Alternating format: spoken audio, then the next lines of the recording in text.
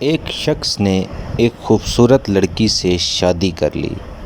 بہت محبت کرتا تھا اپنی بیوی سے، مگر ایک دن اس لڑکی کو جلد کی کوئی بیماری لگ گئی، جس سے اس کی خوبصورتی روز بروز گھٹتی جا رہی تھی۔ ایک دن اس کا شوہر کسی سفر پہ نکلا تو واپس آتے ہوئے اسے حادثہ پیش آیا، جس میں اس کی دونوں آنکھیں جاتی رہیں۔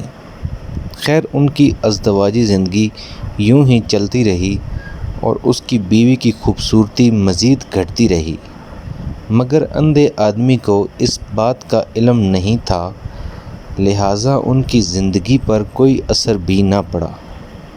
دونوں ایک دوسرے کو پہلے کی طرح چاہتے تھے اور ایک دوسرے کا خیال رکھتے تھے۔ خدا کا کرنا ایسا ہوا کہ ایک دن اس لڑکی کا انتقال ہو گیا اور اس کا شوہر نہایت غمگین تھا اس صدمے سے، جس کے باعث اس نے اپنا سب کچھ فروخت کر ڈالا اور اس شہر کو چھوڑ کر کسی دوسرے شہر جانے لگا۔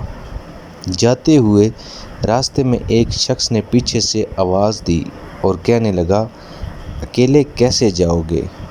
اب تو آپ کی بیوی آپ کی مدد کرتی رہی، آپ کا خیال رکھتی رہی اور آپ کی آنکھیں بند رہیں۔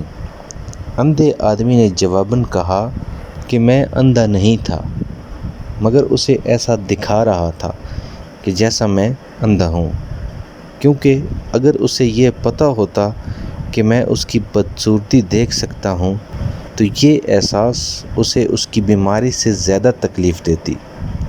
اس لیے میں نے اندھے ہونے کا ڈرامہ کیا۔ وہ بہت اچھی بیوی تھی، میں بس اسے خوش رکھنا چاہتا تھا۔